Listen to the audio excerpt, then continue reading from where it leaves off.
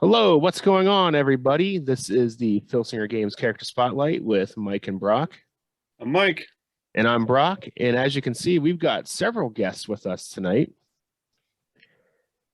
We have Chad and Cory Olson of the Legends team.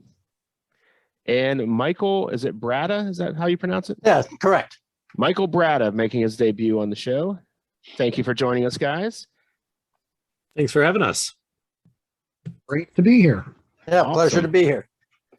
Yeah, we decided to take a step away from doing GWF characters and hit up some actual wrestlers. We thought we'd start off with the AWA because it's alphabetical order. Makes sense. That makes sense. That's literally how I went. Oh, I don't want to alphabetical order. That's the way it goes. Yep. The easiest. I always had to go first at everything growing up. We can start it off.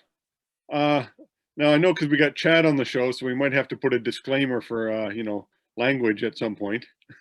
I'll be good. I even had a joke all set aside for you, Chad. Oh, okay. Well, then go ahead. I'll swear. Oh, I was going to say, why is 88 better than 69? I don't know. Why is 88? Oh, very good. I heard that in the radio, actually. Those Canadians let you say anything on the radio. I would say that's some Canadian radio right there. Every third song is Nickelback, though, because you got to get that Canadian requirement in.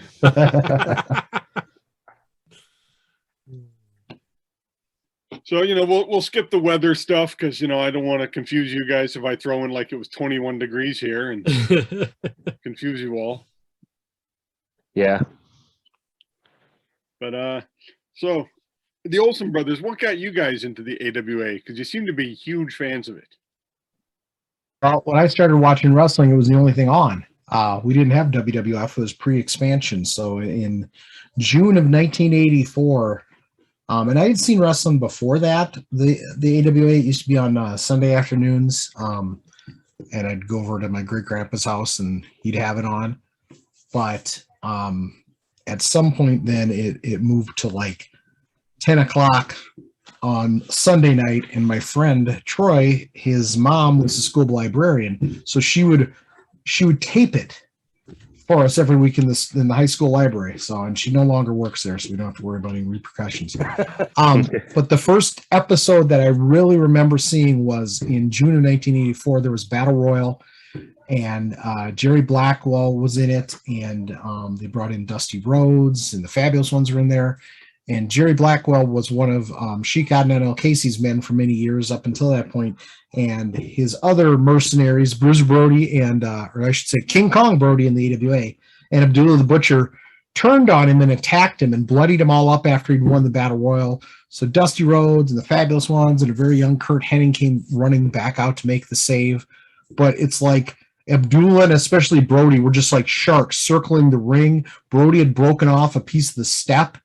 And Blackwell's covered in blood, and he's hanging over the ropes, like looking out into the crowd. And Brody would just come by and whack him with this board. I don't know, Michael, do you remember this one? Yes, I do. Yeah. Yeah. So that like just stuck in my mind, and I'm like, oh, this is amazing. So yeah, that's kind of what hooked me. And then I don't know, maybe a year or so later was when the WWF kind of took over their time slot and stuff. And at that, they're introducing the living legend, Bruno Sammartino. I'm like, who the hell is this guy? I'm like, I don't know. He's not Vern Gagne. I don't know who he is, So, and I don't know. Cory probably just by osmosis started watching it with me. Yeah, kind of. I mean, I've kind of said before on our show or other places that I can remember around 1988 really following wrestling. I mean, I was aware of it and would watch with Chad, and I can remember clips here and there. As far as an AWA earliest memory, I believe we were at a hotel in the Wisconsin Dells, and we stumbled on the show on ESPN, I'm guessing is what it was. And Chad or Michael, help me fill in blanks here. It was Kevin Kelly was doing an arm wrestling challenge with somebody. Any idea who that would be? Wasn't Billy Jack Strong, was it? Maybe. No. I don't know. That doesn't What? sound Maybe it was DJ Peterson. that That might might be. be, Yeah. So in the middle of this, I don't remember how the arm wrestling went, but then Sherry Martel gets involved and gets her dress all torn up. And so as a little kid, I can remember that. And I think her mom was kind of petrified. And and after that, as I said before, my first live card attended was an AWA show in 1989, Mason City, Iowa. Zabisco was the champ at the time, defended against Greg Gagne in the main event. I talked about it on Roll Up recently. There was a double juice match with Wahoo McDaniel and Tommy Rich. It was just a wild match, and just a lot of great talent. It wasn't a big card, but it was a lot of great talent. Some guys kind of at the end of their careers, some guys just starting off, like Scott Norton.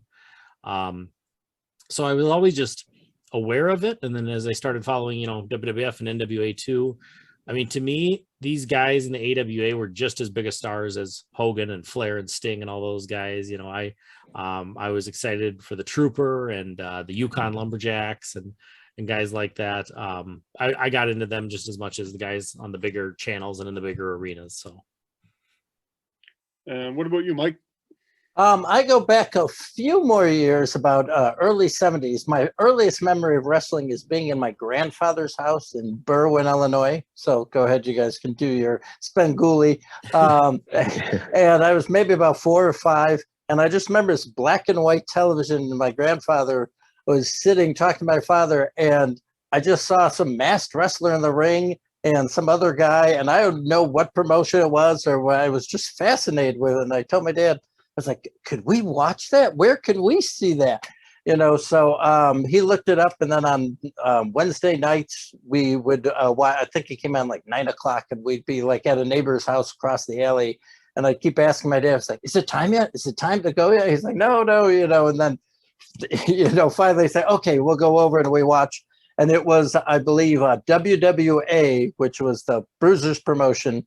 And in Chicago was kind of unique where I come from. So WWA and AWA, Vern, they ran cross promotions. So you got both wrestlers, from both promotions on the card. So like you'd see, WWA guys like the Chain Gang, and then you got Vern Gagne selling his vitamins on the program. My first live card was, I looked it up in my one of Mark James' wonderful books here, and it was March 26, 1977, and the main event was Dick the Bruiser versus the Noble Sheik, Eddie Farhat.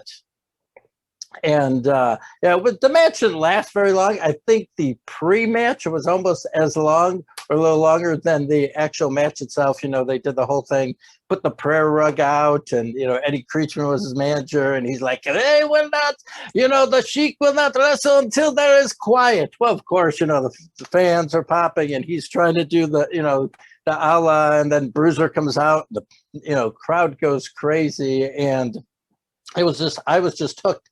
One of the things that they sold at the International Amphitheater where the cards were these great, you might hear, if you listen to Jim Cornette's podcast, he talks about these programs that looked like ransom notes, because if you could see here, it's like blood and it's just this collage of the wrestlers, and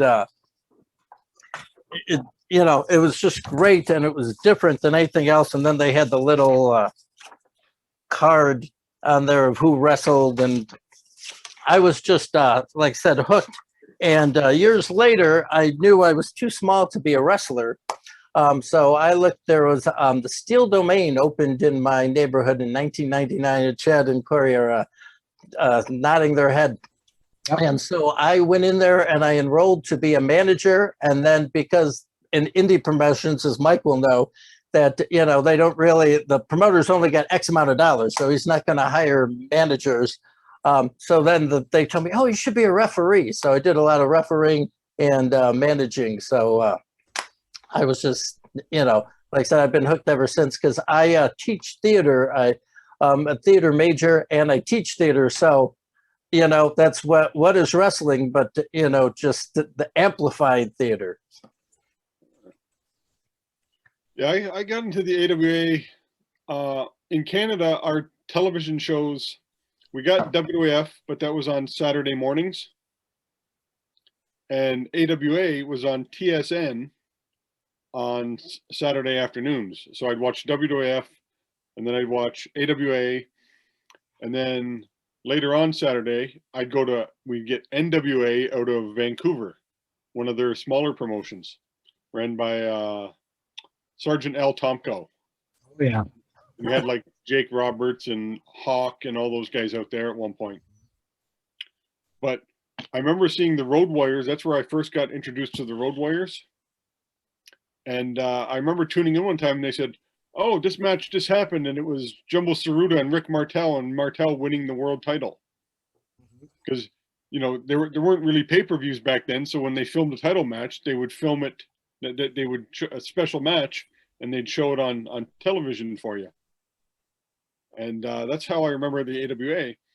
But I didn't notice this till later, but come summertime, our AWA programs were switched out for Canadian International, because I didn't know Vern canceled the AWA in the summer months.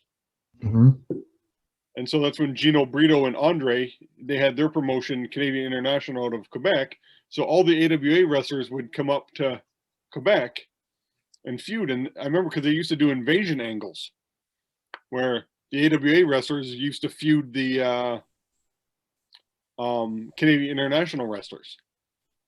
And it was like, this is well before NWA. So it was, you know, I thought it was really cool. And they had, you know, hardcore titles and all this stuff. But you'd see that, you know, AWA, somebody, you know, like Martel was a good guy, but in Canadian International, he was a bad guy because he's feuding Dino Bravo. So, and he still had his AWA world title, like he was defending it, and you know, he never lost it to any of those guys. But it was weird seeing him. Okay, he was just a good guy like a month ago, but here he's a bad guy. So it was really confusing to a 14-year-old guy just watching TV. But I think Martel owned part of that promotion too, because when he first won the AWA title, I just discovered this a few months ago. I was looking at some results. He won the belt in May of '84, and he didn't defend the title in the AWA for like 3 or 4 months afterwards. He was wrestling up in Montreal and stuff in that promotion, because he still. And I asked somebody about it, our friend Jeff Sharkey, who's a historian out of Wisconsin, and he said it's because Martel still owned part of the promotion up there, and he was, you know, they were, you know, they had the Road Warriors on top and other guys and were doing tag title stuff. So Martel wasn't defending the belt very often. He was up there in that promotion defending it. Yeah, it was weird just watching it, because I remember Tim came up and we were doing the you know, dubbing tapes. Mm-hmm. So he had never heard of Canadian International, so he, you know, recorded all these AWA wrestlers wrestling other guys, but they were still in the AWA, so it was just kind of mind-blowing to both of us. And I remember he said he brought it down to Jim Cornette, and Cornette's like, "I've never heard of this promotion." So it was just kind of weird seeing, you know, AWA wrestlers wrestling in 2 different promotions, because if you'd catch it week to week, it'd be AWA, and then, you know, for 3 months, then it's Canadian International, and then it's back to the AWA.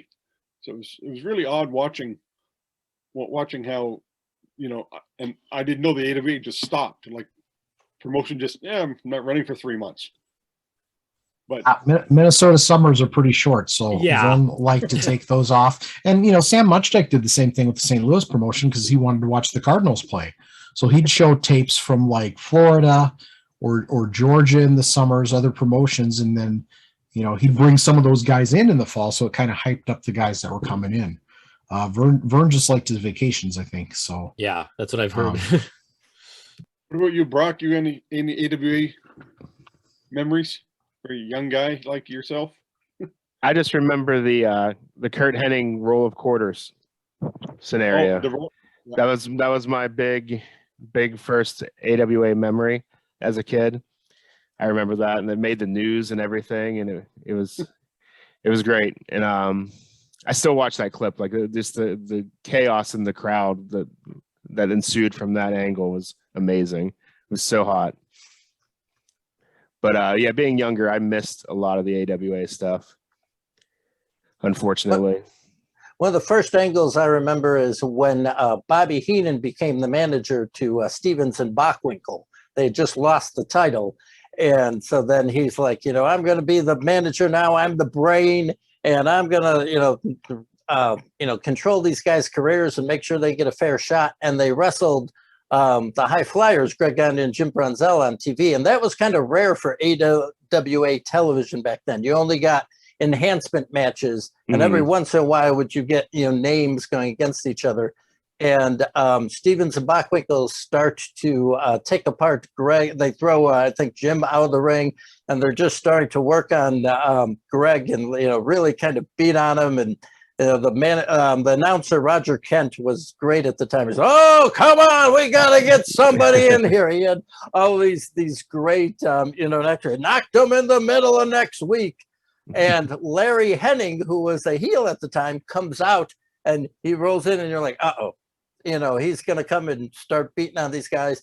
And he takes care of Stevens and Bockwinkel and Heenan, and he carries Greg's prone body out. And it was great. And then he did an interview later, and he's like, I have a young son coming up in the business, and I would hate to see anything happen like this, that, these guys, it was just a great angle. And, it was believable back then. I think that's what a lot of, you get hooked on, with the angles were believable, and they really, drew you in emotionally. For sure. That's something that's definitely missing today. That's what I liked about the AWA is their wrestlers were more, I think they were more believable. Like a lot of them looked like everyday guys like Greg Gagne and even young Kurt Hennig. He was skinny as a rail back then. And like I said, some of the storylines, like, or you had Rock and Roll Buck Zumhoff, and I know you don't, you're not supposed to talk about him. Don't bring him up. But there were all these, but they had smaller guys, like they pushed the smaller guys, and it was, and I found that more interesting. You had the Road Warriors, and they'd kill everybody at the time. But you also had, smaller guys, and you could see when they started to lose guys, other guys got pushed. Like I became a huge fan of Bad Company. Loved Paul Diamond and Pat Tanaka. Loved them in the AWA, and felt bad when they got job status in WWF. But I liked that the AWA would because they didn't have a lot of talent, so they'd push guys. You'd see Colonel De Beers and Boris Zukov as top guys, and I just thought that was a neat way. And then you'd see him come into WWF, and you're like, oh yeah, something cool is going to happen. And then Boris Zukov gets beaten 12 seconds in WrestleMania, and you're like, oh. Yeah, well, and especially like with the TSN stuff that you watched was taped out of the Winnipeg Arena, and that was kind of booked a little separately from the rest of the AWA promotion, almost kind of like what Michael experienced in Chicago. And like Martel did a 3-match series with Boris Zukov up there that ended in a cage match.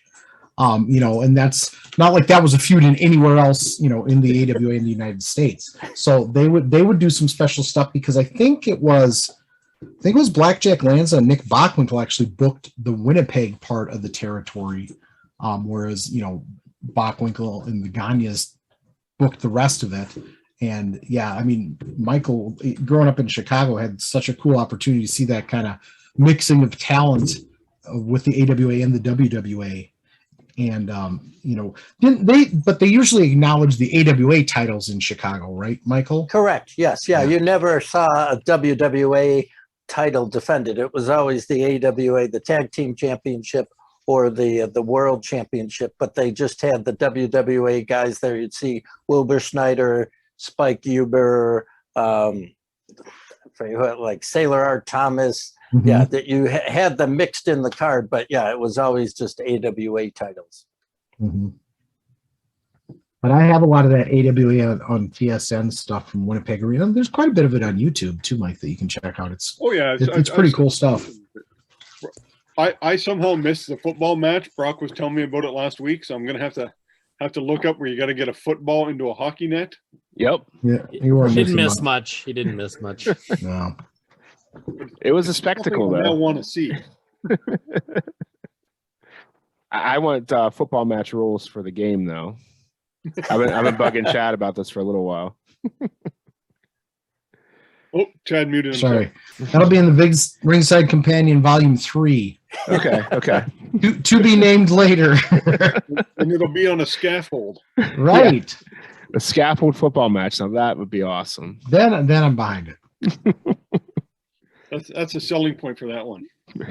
Absolutely. But when it comes to the AWA wrestlers that the Legends guys do, which guys have you looked forward to actually getting done? Like shocked that you get into the game? That were mostly AWA guys. Well, I was very happy when we got Nick Bockwinkel right away in the original set, and having him and Harley Race is kind of your cornerstones of the set, and Harley did some stuff in the AWA too, especially towards the end of the St. Louis office when Vern owned part of that with Harley Race and Bob Geigel. Again, you'd see AWA titles defended in St. Louis as well, and their TV became this kind of weird mix of AWA stuff, and then they do local promos with some of the like Kansas City guys or guys they were bringing especially to St. Louis. But having Bockwinkel and Harley to me was a huge thing because I'd seen Harley in the AWA before. And having Curt Hennig, even though I'd prefer to have a younger version than the Mr. Perfect. I still like Mr. Perfect, but maybe someday we'll get a younger version of him. And when I started watching the AWA in '84, the Fabulous ones had just come in and they were super over. So getting them this past fall was really cool for me to have them. But getting guys like Jumpin' Jim Brunzell and the Crusher, even like Mr. Electricity Steve Regal, when we got him for the color release, I really was looking forward to that too. So, but I'll let the other guys talk. I don't want to hog up all the AWA guys. I mean, yeah, I was super excited too when Chad told me that Bockwinkel was going to be in that first set because he'd be one of the top names in that first full set of Legends guys. And then later on, I was really excited for the Vachons. Just great to have another tag team in and just a cool tag team. I love their matches. There aren't a whole lot of them out there, unfortunately, but they were kind of like the Road Warriors as far as in those enhancement matches, if you want to call them that, in the TV studio. They just charge the ring and beat the guys up and get going right away. So that was I just really love them. And Mad Dog, his promos are just top notch. He's still pretty known around here in the Twin Cities, even though he's been away from the area a long time. But he would do commercials for a local liquor store and other things like that. So he's. Don't I ever get a coffee break? But yeah, so to get Mad Dog and Butcher both was awesome. Of course, in the color set, Chad mentioned Steve Regal. Yeah, not a main event guy, but just a cool new name to have. And of course, Stan Hansen, another AWA champion. Super excited. I love the new art, the new color art. I love that. Mm-hmm. Yeah. It's one of my favorites of these color series. And of course, now more recently, of course, Baron von Raschke too in the Tragos Thez set. And I know I'm forgetting others, but those are just we've had such a good representation of the AWA, and even guys who are maybe not as regular, like a Harley Race or the Fabulous ones. They just weren't as they're as long as some of those other names I mentioned. But yeah, you look at the whole history, you can find guys who even for a short time, stopped by or wrestled on a supercard or made some kind of appearance, whether it was Minneapolis or kind of the Chicago area. And just we've got a lot of good alumni. I was happy when you guys got Jake the Milkman Milliman. He was one of my favorite jobber type guys. I loved him. And another, since you mentioned Mike, Sodbuster Kenny J, I got his card autographed. He was here at an indie show about 3 years ago. And I think he was shocked that anybody was coming up for the autograph. And I'd actually met him at the first Tragos Thez Hall of Fame in that was back when it was in Newton, Iowa. And I reminded him of that. I said, I met you about 20 years ago, sir, and showed him the card, and he was just in awe of it. So he was really honored to see that and to sign it. So that's cool. I met Nacho Barrera before you guys signed him at they had a couple of years ago a Midwest wrestling reunion for everybody who worked in Midwest. Mhm. And he came in and I walked up and talked to him. Somebody said, "Hey, Nacho." And I go, "Wait a minute." I go, "You didn't introduce him correctly." Because if you remember how the announcer, El DeRusso, used to announce him. So I said, "You got to say Nacho Barrera." And Yep. he just popped. He started laughing. Oh. Are there any AWA guys may have in the mix that wannabe, guys you're like, hey, I'd like to get him in? I know like the Midnight Rockers. I'd love to see those guys. Yeah, for sure. That would be awesome. Janetti's a possibility. Yeah. Well, we have Janetti. Janetti's yeah? in the game. Yeah, Janetti's in Yep. the game. Yeah, he's in the game. But one that Michael and I have talked a lot is the Dick the Bruiser. Yeah. We're trying to track down. I have some contact information for his daughter, so I'm going to try to reach out to her and see what we can do. And I know, Michael, you want to talk about who you've been working on the past few months? Mike Molesky told me I should not say anything. Oh. I have been muted by Mike Molesky. We know the feeling. Club. Yeah. I probably made the mistake of texting him and asking him today. It's like, "Hey, I'm going on. Should I say?" And he's like, "No, just talk about your favorites and don't do any discussions about that." So, that's understandable. We don't want to mess anything up. No, you don't want to screw up the things. I know signing guys is always tough and interesting. Like when we started off, like Chad was the first guy I ever met in at the first Galacticon. I talked to Mark when you come in, but just to sit down and play, because I told Rob, I said, when we're here, I don't want to play you because I played you for the last 2 years. I want to play other people, and I just end up sitting in front of Chad for like 2 hours just playing Myron X. Coleman's super fed guys. Yeah. And I didn't realize we were being recorded when we were cheating. Yeah. He had these ridiculous cards, and we were like, let's just say that this guy wins. And then we looked, and Mark had set a little tape recorder between us on the table. And it's just 20 minutes of Chad and myself throwing match after match. Mike had made all these, or not Mike, Myron had made all these bootlegs that, like, Arn Anderson had 3 finishers, and they were just crazy. So we got a little tired of them. Understandable. We'd sit around and talk about how, it'd be great if, we could get real wrestlers in the game, and we did it for years. And all of a sudden we got it. And I was like, oh, this is good. When I introduced Tom to Valentine, and then Bundy was the first one. Because I remember doing a show with Bundy, and he, I was talking to him about Pursue the Pennant baseball, because he liked to sit in his hotel room. He didn't go drinking and play Stratomatic baseball. And that's when he said, "Hey," he goes, "Hey, do you know any other games?" And I'm like, "Yeah, there's this wrestling game." And he goes, "That's the one in the PWI." Everybody knows that PWI ad. And I'm like, "Yeah." And he goes, if I send that guy an autographed picture, what you think he'd send me a game?" And both Tim was there. He was the ring announcer at the time, and we're both like, yeah. And then next thing I know, Tom's coming up, and he's like, "Yeah." He goes, I just asked Valentine as well. So he goes, "So Valentine and Bundy are going to be in the game." I'm like, how is that going to work?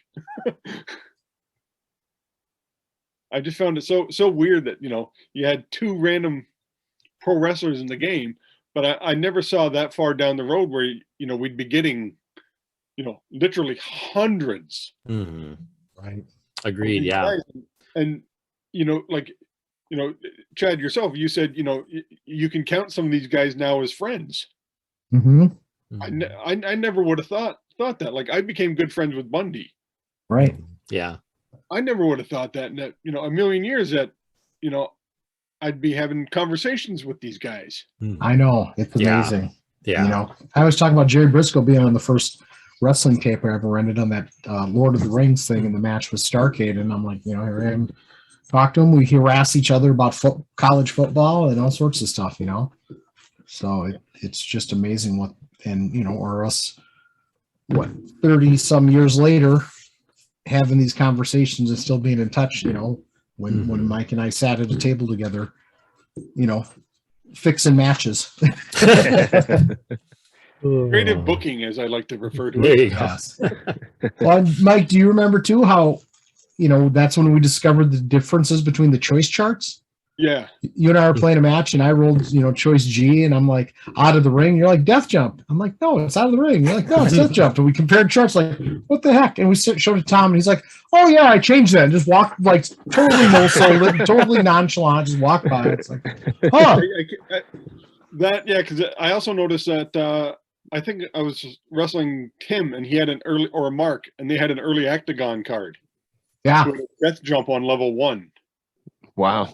Well, no, they had choice like Octagon and Killer Queen and a couple other guys had their choice H's or G's on level 2. Oh, is it level 2? Yeah. So again, with our charts, they're pitching people out of the ring on level 2, and on yours, they're doing a death jump. I mean, either way, it's quite the advantage. Yeah. Yeah. That's why the Greek gods won a lot of those early titles. Yes, they were outstanding for me because of that. And then the ones who got the later charts, you know, and where Octagon was fixed, because my set was probably in the next 500. Right. Because we had just missed that part. But yeah, seeing some of those, you know, early things, you know, if you flash back to, you know, how the game has changed. And I know I somewhere I have the early stuff where Tom made up cards for like Don Morocco and Tito Santana and all those guys. And, you know, I tried playing with them. And yeah, that original CompuCard wrestling, I think he gave us copies of that at the Galacticon. And I remember trying to play. It's like, oh God, this game is terrible. No wonder the WWF didn't like it. You know, we couldn't get it to work. We were trying to play by like the mechanics as we knew them. We didn't have the rules, but we had a couple of charts, and it didn't make a lot of sense. No, and I think it was a lot more different, but you could see where it came from. But it was neat to see how, you know, hey, we might have Jimmy Snuka in the game at one point. Yep. And then all of a sudden, we actually have Jimmy Snuka in the game. Yeah, I mean, I figured when we started doing Legend Fest, we'd maybe do like 3 or 4, and then the kind of the well would dry up. So yeah, now that we have like 260 some wrestlers, it's great. And I mean, not even counting all the indies and how many hundreds of indies guys there are. Yeah. And then, you know, you got your black and white and your color sets now where you're correcting some of the things, or, you know, fixing up and improving what, you know, you might have gotten wrong in the first time round. Because I remember Tim telling me when he was doing Steve Williams, he goes, if we make him suck, he goes, Mike's going to kill us. Yeah. Yeah, I mean, some of those guys, it's really hard because you're looking at a guy who, you know, maybe they're more over in Japan than they were in the States, or just had kind of a different persona.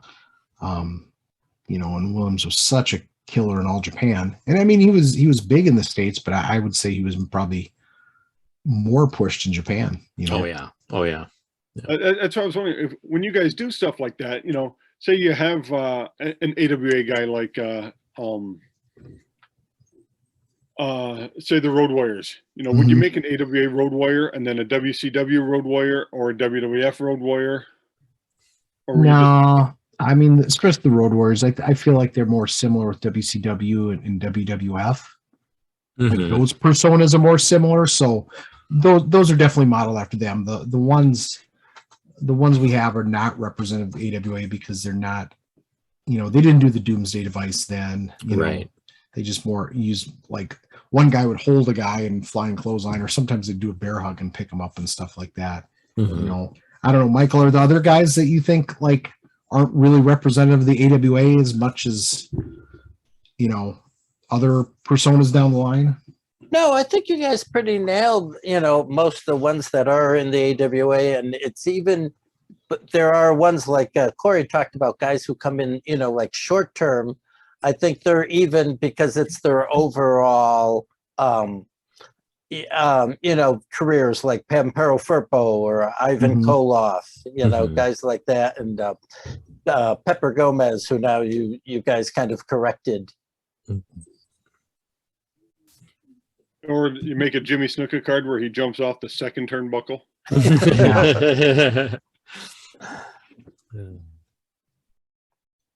Okay, yeah. So we were talking about possible other AWA primed cards.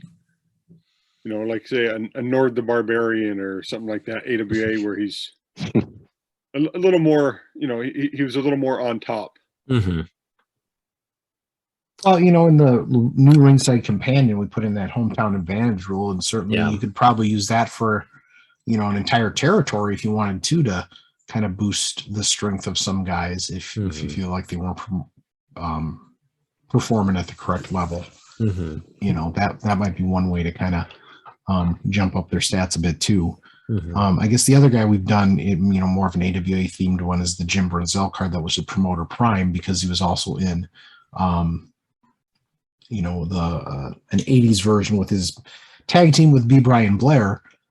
So there's the two different Jim Brunzell, and obviously that one's the AWA Jim Brunzell is a little bit stronger in singles because he was he was a tag team champion, but he was also a competitor for Nick Bockwinkel's title, and he went down to Mid-Atlantic and was a Mid-Atlantic champion at least once, if not a couple times during his stay down there. Yeah, and I think, like a guy like Brunzell, like Chad said, he was a tag team champion, but if you think prior to like 1984 or so, a lot of the AWA tag team champs were solid singles guys, like Bockwinkel and Stevens, Brunzell and Gagne. So, you're not going to see a lot of tag moves specifically on their cards necessarily. Defensive tags, sure, but, they've got a solid singles offense. Whereas Brunzell and B. Brian Blair, a few more double teaming moves and things like that. So I was really glad we could get that AWA era Brunzell card in Legends Prime and just have him represented that way. As Chad said, it wasn't just AWA, Mid-Atlantic too, but getting that era of Brunzell represented. Do you guys feel the new Larry Zbyszko color one is more AWA than because it came out kind of in that expansion? I don't think so, but I feel like we got his moveset just a little bit better with that one. It was more of a kind of what we want to certainly re-release as many black and white guys in color as we can, and he kind of fit the theme of the set having been in there, but I don't think he was AWA centric. I don't know, Cory, what do you think? I would kind of use both the black and white and the color for short times in my Fed's history, and I think the color one made him a little bit.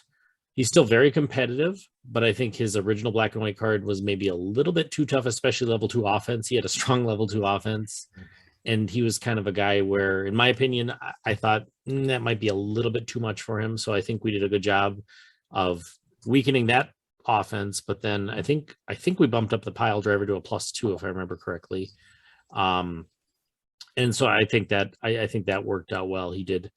I had him in more of a tag team with the color card this time around with Mr. Saito, and they were a great tag team for me. And but I might bring him back at some point for a singles run with that card and see how he fares there. Probably a guy who should have 2 leave the rings options on his card. So he can do a stone. Yes.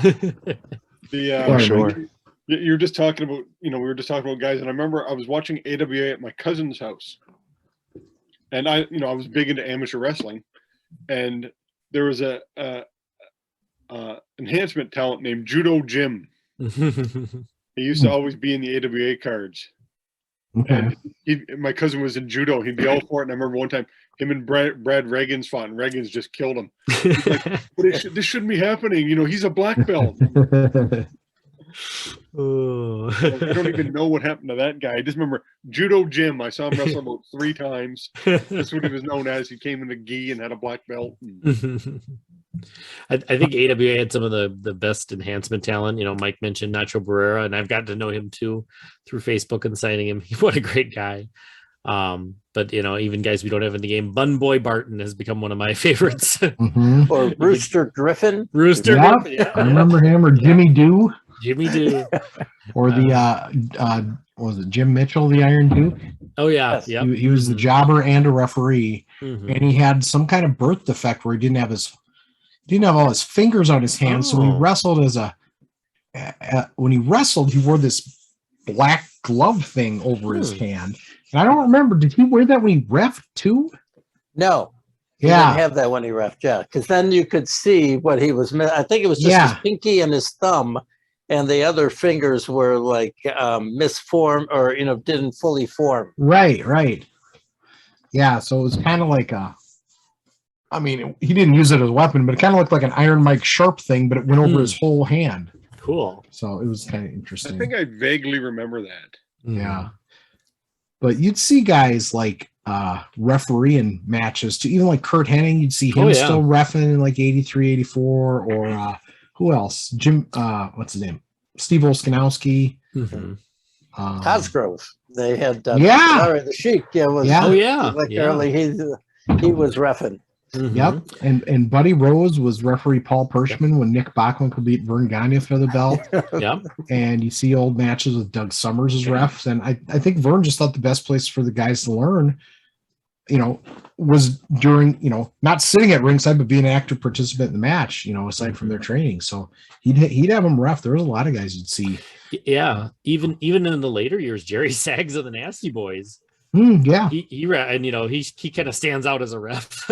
Right. But even in the last years, I know Mike Enos of the Destruction Crew. Yeah. I don't remember if Wayne Bloom did too, but I know there's footage of Enos reffing.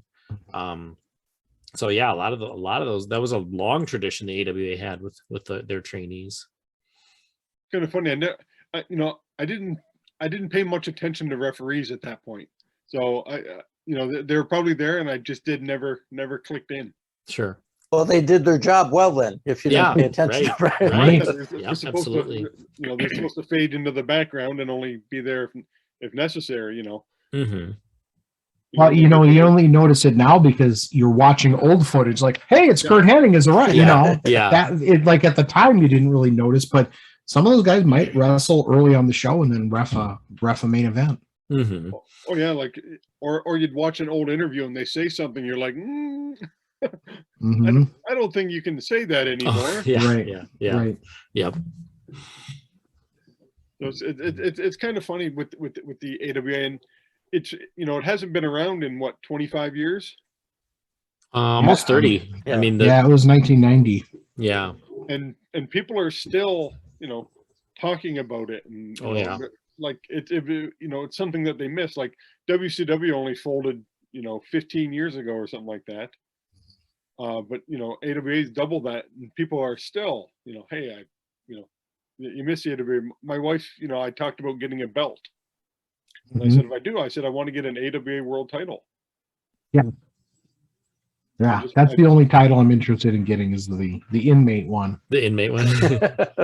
I liked the one Nick Bockwinkel had. That was Yep. Even though I was a Martel fan, I liked the Bockwinkel one better.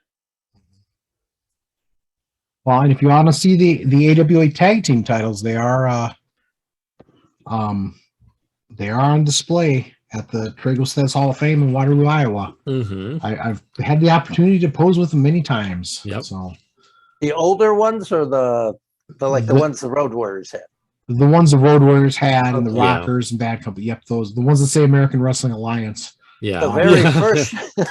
The very first show I worked, illustrious Johnny Stewart, who's in the game and the Prime. Yeah. He was on the card, and he had one of those belts. I don't know where he got it from. Okay.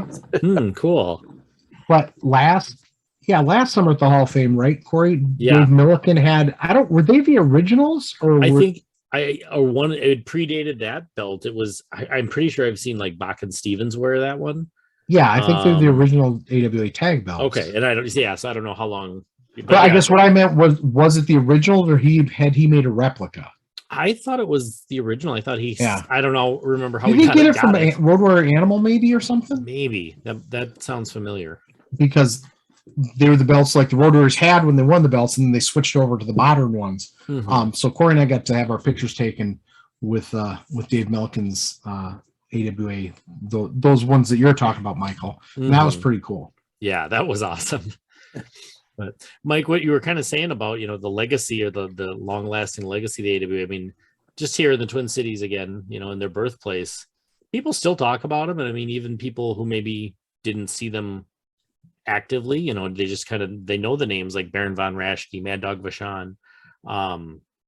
You know, even some of the younger fans kind of know the names. Again, probably don't know much about them. They can't tell you a lot of specifics. They know Baron von Raschke did the claw and things like that. But yeah, you'll still hear it.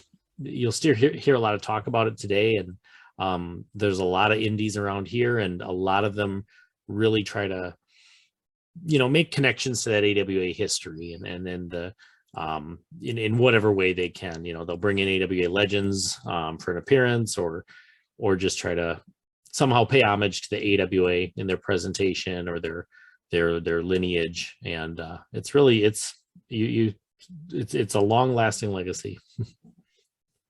Yeah, I've always found it neat. Like I was an AWA fan. I'm not as big as a fan of you know, you guys, because we didn't get it for as long, you know, as a period.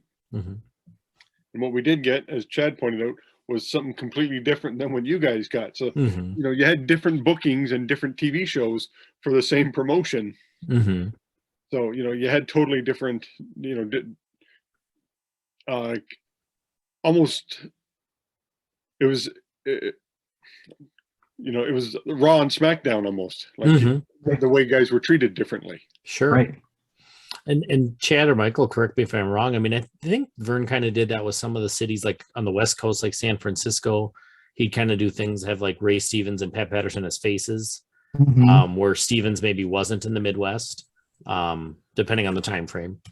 Yeah, because I think there's a video, there's an interview with Donaldson and Ventura as tag champs, and they're defending against those guys, against Patterson's and Stevens at the Cow Palace. And of course, you know, Ventura's making plenty of disparaging marks about going to San Francisco and stuff like that. But yeah, he would do that, recognize the legends in those areas and make the most out of it. Mm-hmm. Sorry, Brock, you're doing your best Todd Jorshell impersonation with some real wrestling. And in Nebraska too, I think he had different tag team or a world champion recognized for a while. At times, yeah, or he'd do kind of quick switches in Omaha with the belt that weren't acknowledged in the Twin Cities or other places. Originally, Omaha had its own version of the world title, but then the AWA, you know, out of Minnesota, then kind of absorbed that. But then they would do like 1 or 2 week switches with, so there was guys who were world champions only in the Omaha arm of the AWA. So we kind of did that the whole time, just with different areas. And like, you know, like we said, the whole Chicago thing too. I think that's what's so cool and so unique. Yeah. See, for us, the AWA was on TV and then it went away for like a year and a half. And when it came back, it was merging with World Class. Oh, yeah. So right at the end. So we missed you know, that's probably why I missed the football match. That was after, but that was the very last days. You don't want to see that. That was Team Challenge Series days. But because I remember Jerry Lawler showing up with the AWA World Title, and I'm like, what just happened? I didn't understand that. Just more proof that the internet ruined wrestling. Well, and you know, you'd have guys go down to Memphis too. You know, Memphis was kind of part of the AWA. They started using Bockwinkel, and there were a couple times when Rick Martel was champion that they didn't think he would do well as a heel down there. So they'd bring in Bockwinkel as the AWA champion, saying he wanted in a disputed match with Martel. So they're kind of keeping the kayfabe part alive. If you're reading the aftermags that say Rick Martel's the champ, so Bockwinkel would come in and defend the AWA title. But there is a match out there where Martel defended against Lawler in Nashville and played the heel, and it's a really good match.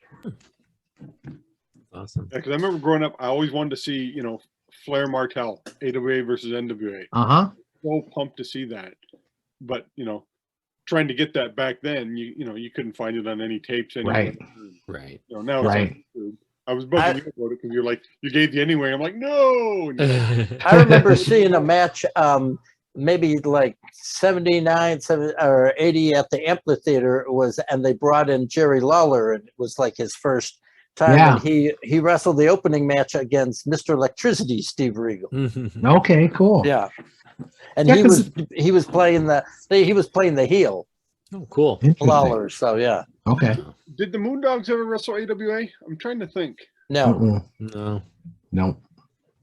No Moondogs. You always have that little middle connection. So Yeah. Guys would bounce around. I was trying to think of that because I was just writing about Sailor or Moondog King because one of the Moondogs couldn't come up to Canada, so that's how right. he ended up talking.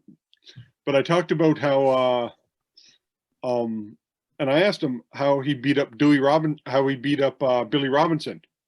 Because that was a huge thing where Moondog or Sailor White beat up Billy Robinson in a bar fight. And heard so that.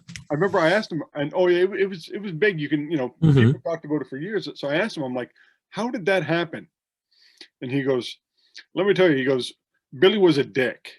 He goes, because he knew he was legitimate, tough guy, and he goes, he treated guys bad a lot of times. And he goes, so we went out to a bar, and he goes, I paid for the waitress to give him doubles and triples all night. And he goes, I got him just blasted drunk. And he goes, I had a few just to calm my nerves because I knew what was going to happen. He goes, and I jumped him. And he goes, and he still almost beat me, and he could barely stand. I got him down, and he goes, and then I just beat on him. But he goes, Billy never held it against me. Wow. He goes, because, he lost a fight, Right. But I'm like, that was huge news back then. Like we had talked about it. It was in magazines and stuff, that he beat up Billy Robinson. I'm like, how did that happen? He explained it all. I'm like, holy crap. You set that guy up all night long. I remember being a kid, and back then, at the ringside, they didn't have ropes. It was all, you could walk right up to the ring and get an autograph. And Billy Robinson was coming down the aisle, and I was standing there, and he walked past me, and I tapped him on the shoulder. I said, good luck, Billy. And that was the first time I ever felt anybody's muscles so soft. It was like hitting rock. I'm like, oh my God. Yeah. So Michael, that the poster over your right shoulder, is that the Inoki Ali? That is, yes. From Chicago? Yes. It's got the AWA stuff on there? Yes, that actually came in a program that I had. Was they had a Hall of Fame upstairs in the second floor of the International Amphitheater. Oh, yeah. They just basically set up for the night, and Bob Luce would give you tours, and it was right around that time. So they had the program of it, the big fights, and then this poster came inside the oh, that's cool. That program. So that's really cool. So what were the AWA matches on there? This one is Greg Gagne versus Bob Orton Jr. And then we have Bruiser and the Crusher versus the Blackjack Lanza and Bobby Duncombe for the title. And then they had, it's funny, right in the middle, it says direct from Chicago. And then they had Vern Gagne and Nick Bockley. Okay, of course. Yeah.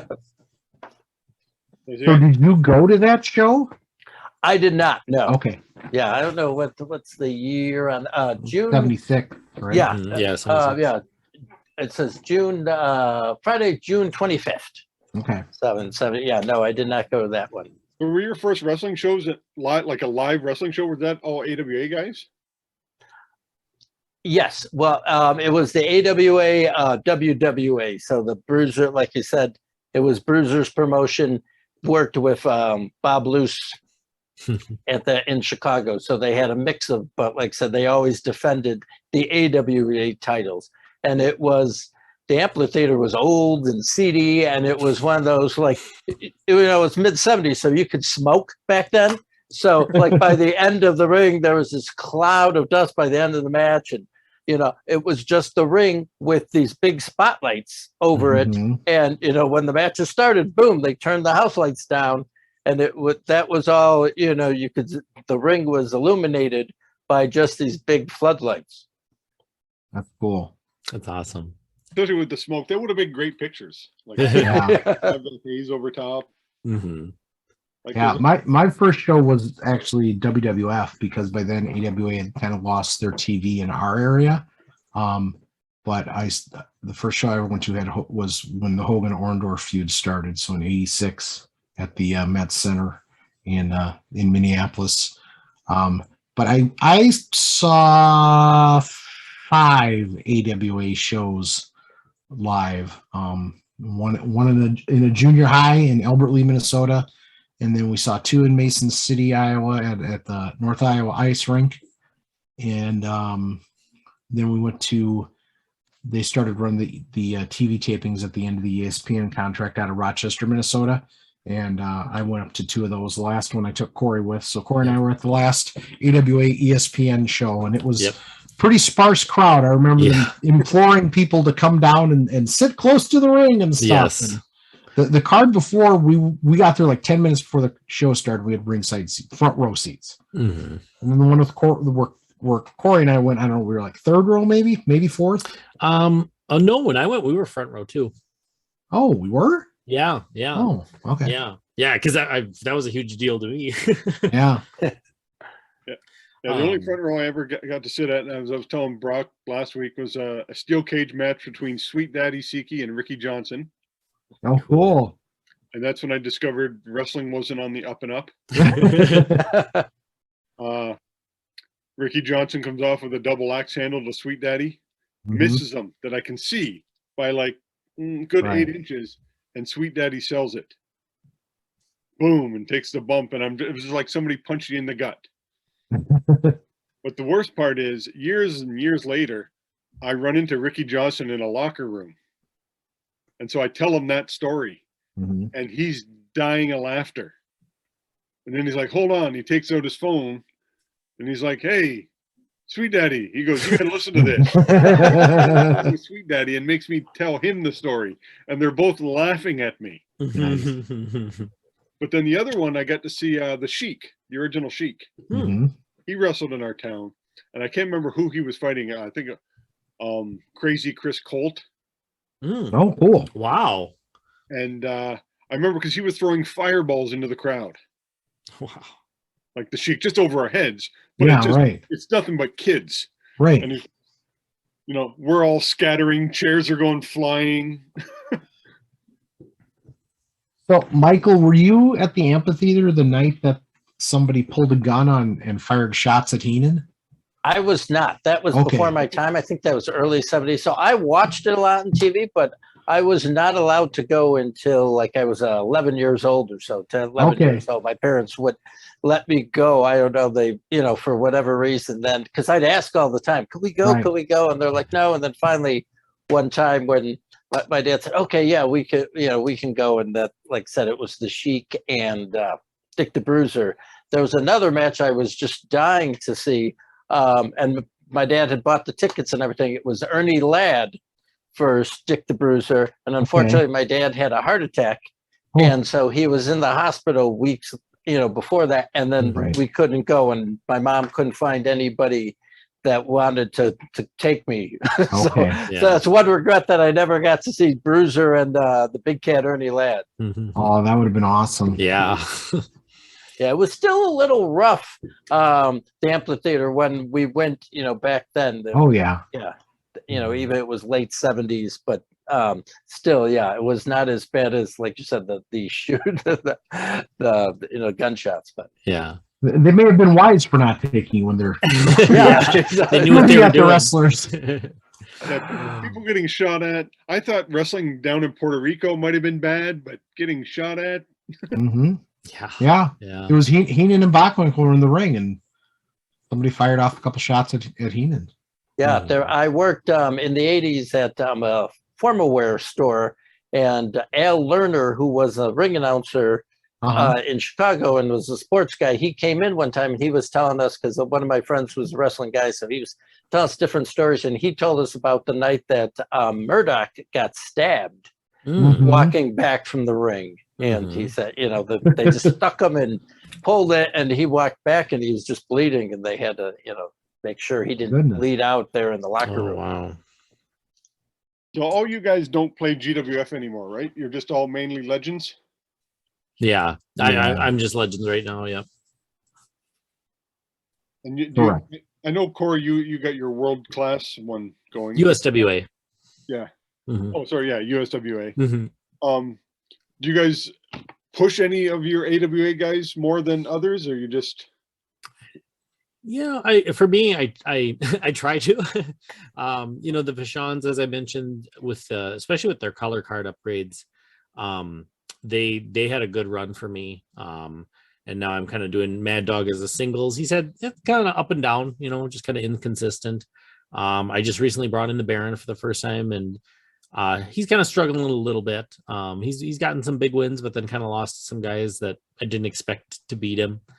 Bockwinkel, as we talked about on our show when we kind of did the recap of my first year, has a great history in my Fed as world champion, 2 of the longest reigns, and just recently that record was broken in the last few years. So he had a long history in my Fed. I kind of took him out a couple game years ago just to give him a break and kind of get him a fresh start, and I'm sure we'll bring him back at some point. Road Warriors initially, and then they just kind of got almost a little too tough where, it was hard to keep them around, especially if they did start to lose. They kind of lose some of that luster. So haven't used them in a long time, but for those first few years, they were on top of the tag team division.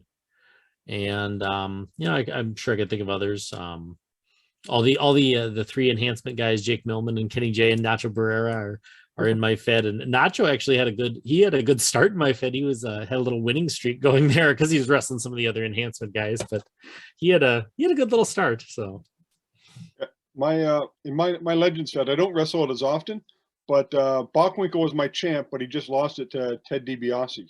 Oh, okay. Which card? The original. Like, I just have black and whites. I don't have any of the colors. Okay. And then with the Road Warriors, though, I have they're colored cards. Mm-hmm. There were first color cards. That's the one I used. I have them signed by the artist. Yeah. I can't remember. Yeah. But for them, I use my double disqualification rule. Mm-hmm. But with the Road Warriors, I use single disqualification. just because that's how they were back then. They were just beating the crap out of guys. So for them, it's just a single DQ, and so they're always getting disqualified. So I can keep the mystique of them just being solid ass kickers their entire time. Mm-hmm. What about you, Chad? Got any when I did, guys? Well, when I did a Legends promotion, I haven't run that in 15 years or so. But I would, I ran the AWA territory, so that's where I was promoting shows, and then I had Omaha as kind of like a side territory where some of the guys were, kind of like we were talking about before. So there was its own crew of guys, but like Mad Dog was a face in Omaha, but a heel in the rest of the AWA. And then like Bockwinkel would come in, defend his belt against the what did I call that? Was it Midwest heavyweight? Yeah, Midwest. Yeah, because they used to have a Midwest heavyweight champion and tag champions in the Omaha territory. So, and that was Dan Severn. And I just remember this really fantastic match between Severn and Bockwinkel, where, Severn's taking him to the limit and, almost pin him. Bockwinkel comes back and, gets the pin like the world champion should when he's defending against the territory guy. So, and I was kind of the same way with the Road Warriors. They're really hard to book. I remember the top tag team for me after the Road Warriors kind of ran through everybody and then lost and left for a while was actually Greg and Johnny Valentine. They were a really, I kind of just pictured them as the Andersons just beating the crap out of everybody and working guys over. So they did good for me. Mm-hmm. What are you, Mike? I run an AWA Fed, and I recently had actually Kurt Angle come in like Vern Gagne would bring him in because So I just had him come in, and he made his debut against Bockwinkel, and Bockwinkel actually injured him and pile drove him on the cement. So he's out, and Bockwinkel got suspended. So he's I had the Mad Dog I had as a heel, and he had a big feud with the Crusher, and they would do tag teams with the Vachons, and the Crusher would bring in, somebody like Red Bastien or Bobo Brazil to be his partner. They finally had a cage match, and the Crusher won the title. And now I turned the Mad Dog the face because he was at ringside watching a match, so Heenan would get involved, even though the Crusher still didn't kind of trust him. And Heenan slapped the Mad Dog and so the Mad Dog leveled them. So now he then brought in Mulligan in, nice. yeah, as an Cool. assassin to kind of take Vachon out. And actually, surprisingly, Butcher beat the Crusher for the title, for the world title. Wow. Yeah, I was as surprised as you guys too. So Cool. It's all a shoot. yeah. Yeah, because I had Bundy and Snuka like went to the tournament finals and beat the Road Warriors in the tournament final. Oh, wow. Mm. Yeah, talk about the Road Warriors. Yeah, the same what you guys said. That they're tough if they don't, stay winning. And actually, I had the Vachon, or not the Vachon, the Valiant brothers actually beat them for the tag team titles, and they're my tag team champions now. And so I had the Road Warriors left. Maybe they'll come back. Did you run like the Chicago loop and the WWA cities or all over? Or? I do Chicago, and then I do like Minneapolis. Okay, but I kind of like your Nebraska idea, so Omaha. So I might do that too. And very good. Cool. That's pretty good. But I was going to say congratulations, Cory, on doing your amateur wrestling. Thank you. They canceled amateur wrestling in our area because I do coaching for multiple schools. It's just like not happening. So for 3 years, we haven't had amateur wrestling. Oh man! This year, and I'm like, we're gonna have it, and they're like, nope. Oh, sorry to hear that. I was like, oh. They're like, are we ready for the 4th year? Yeah. Oh, yeah. We had to, and let's see. So the 2020-21 season got modified. It was shortened, and which was fine. That was we were glad to get something. No individual tournaments, just duels and tries, and then. But this year we were back to pretty much a regular schedule. So hopefully we can keep that going. So I love coaching it, and it's a lot of fun. Yeah, I wrestled when I was wrestling on the national team for Canada. I wrestled one tournament in the States, and we had to wrestle folk style. Oh yeah, yep. And I remember our coaches arguing like, I had never even heard of folk style. And so they're trying to teach us, and they're like, yeah, you can't throw, because we're going through our warm-ups, we're picking guys up and just dropping guys. And I remember the American team was like, nope. Yeah. Like, yeah, you got to wrestle folk style. Yeah. So we got destroyed. Yeah. Day one, because suddenly you have all these new rules, and then day two, because our coaches protested and they said, yeah, you're supposed to wrestle, international. Right. Yeah. Freestyle. And so all the day one results were thrown out. So everybody had to double up on their matches for day two. Oh, man. So it was like a 14-hour tournament. Oh. And everybody's just wrestling multiple times. And I remember so we'd wrestle from lightest to heaviest, and then heaviest to lightest. Yeah. The heaviest guy was a guy named Eugenio. And I remember because he went and he shot and picked up a guy, and the guy literally started screaming. And he just went forward and, just slammed him. His knee hit first, and then just hammered the guy down, and then just kind of covered him. The guy didn't move.